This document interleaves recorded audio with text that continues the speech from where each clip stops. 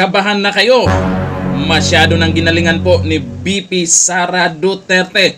Itong panoorin po natin na video ay ito po yung mga video na kung saan ay ayaw ng ilan lang kasi ilan lang yung mga yan na maipakalat at mapanood po ng taong bayan. Pero ganun pa man, nandito po tayo para malaman at mapanood po kung ano po yung mga ginawa po ni Vice President Sara Duterte, kung ano po yung mga proyekto niya na ayaw po ng mga taga-kaliwa. Ito po, kaisa ang Office of the Vice President sa pagpapalalim ng ugnayan at relasyon ng Pilipinas sa iba't ibang bansa. Bukod sa pagbiyahe sa ibang bansa, ilang courtesy calls at iba pang mga aktibidad ang ginawa ni Vice President Sara Duterte kasama ang matataas na opisyal ng mga embahada at international development agencies sa bansa. Ito po, panoorin po natin.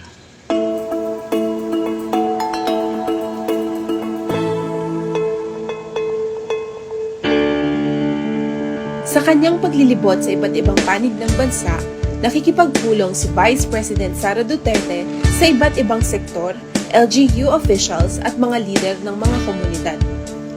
Dito ay natatalakay ang isyong kinakaharap ng mga Pilipino katulad ng kriminalidad, terorismo at insurhensya.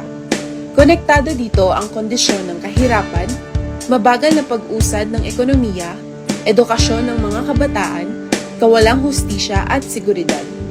Sa mga pulong na ito ay naririnig ang boses at nakikita ang kalagayan ng mga kababayan. Mula noong Enero ngayong taon, ang Vice Presidente ay nagkaroon ng 245 events at activities. 4 na po dito ay pakikipagpulong sa kinatawan ng mga iba't ibang bansa sa Pilipinas. Dito ay isinulong ng Vice Presidente ang pagpapalalim ng ugnayan at relasyon ng Pilipinas sa ibang bansa. Kasama na rin dito ang kanyang biyahe sa Brunei, Darussalam at Singapore noong Hunyo bilang bagong Pangulo ng Southeast Asian Ministers of Education Organization Council. Samantala, inihahanda ngayon ng OVP ang pagkakaroon ng permanenteng opisina. Magsisilbi itong paalala sa kontribusyon ng mga nagdaang pangalawang Pangulo at ang papel ng OVP sa kaunlaran ng Pilipinas. Sa lahat ng ating ginagawa ay para sa Diyos, sa bayan, at bawat pamilyang Pilipino. Sulong tanggapan na pangalawang Pangulo. Ikaw ay sandigan ng bawat Pilipino.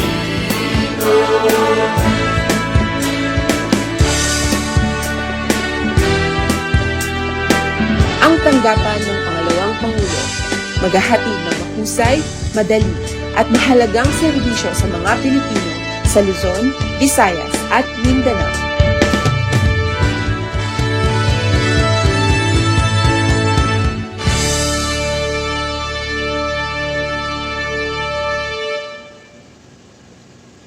Yan na nga sinasabi ko eh. Dito po sa mga ginagawa po ni Vice President Sara Duterte, lalo lang po siyang minahal po ng taong bayan. Pansinin nyo naman, kahit saan siya magpunta, Luzon, Visayas o Mamindanao man yan, ay welcome na welcome po siya ng mga tao. At yung mga kumampi sa mga makakaliwa, sigurado po ako, hindi po kayo magtatagumpay. Galit po ang taong bayan dyan sa mga kaliwang grupo. Kung makipagsanib puwersa kayo dyan, makipagsabwatan kayo dyan, aayawan din kayo. Maniwala kayo sa akin, aayawan din kayo ng taong bayan. Kasi gising na sila kung sino po yung gustong sirain yung gobyerno. Yeah. Kagaya po yung sa sinasabi lang si Tambaluslos ba yun? Nako. Bali-balita, merong pag-uusap po sila ng nasa kaliwa. Kaya inaayawan na naman ngayon ng taong bayan.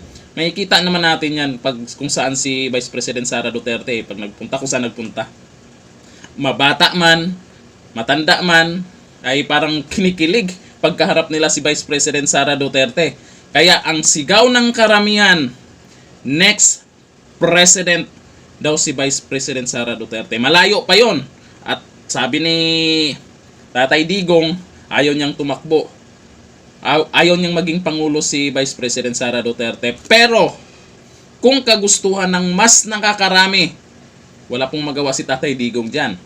Talagang kung walang mahanap ang taong bayan na pwedeng maging pangulo susunod kay PBBM, talagang mapipilitang tumakbo yan si Duterte, si Vice President Sara Duterte, kung talagang maraming mananawagan sa kanya na mga taong bayan. Kasi alam naman natin kung ano yung ginawa pong yung resulta ng nakarang administrasyon. Ginamit po yung kamay na bakal. Iba-iba naman yung pamamaraan kasi ngayon, iba yung pamamaraan po ni PBBM, pero hinahanap po kasi ng taong bayan yung pamamaraan din po ng mga Duterte, ni Tatay Digong. Kaya kabahan na kayo. Ngayon, ang binabanat na naman nila, yung ICC na naman, sinama na naman dyan si BP Sara, pero hindi po kayo magtatagumpay. Malaking kaguluhan yan. Pag umpisa pa lang mga pasok yung ICC na yan, malaking kaguluhan po ang mangyayari. Tandaan nyo yan kasi gigil na po ngayon ang taong bayan. Tandaan, makikita nyo sa survey. Ito sa survey, yung nag-iingay sila kasi medyo bumaba. Pero nakikita naman nila pinakamataas na trust rating pa rin po si Vice President Sara Duterte. Medyo bumaba lang. Pero, ito po, kabahan po kayo pag tumaas yan. Kabahan po talaga kayo pag tumaas yan. Pag tumaas po yung trust rating ni Vice President Sara Duterte, nako, wag nyo pong ipilit po yung ICC na yan. Magsisisi kayo. Dito na lang, thank you. Bye-bye.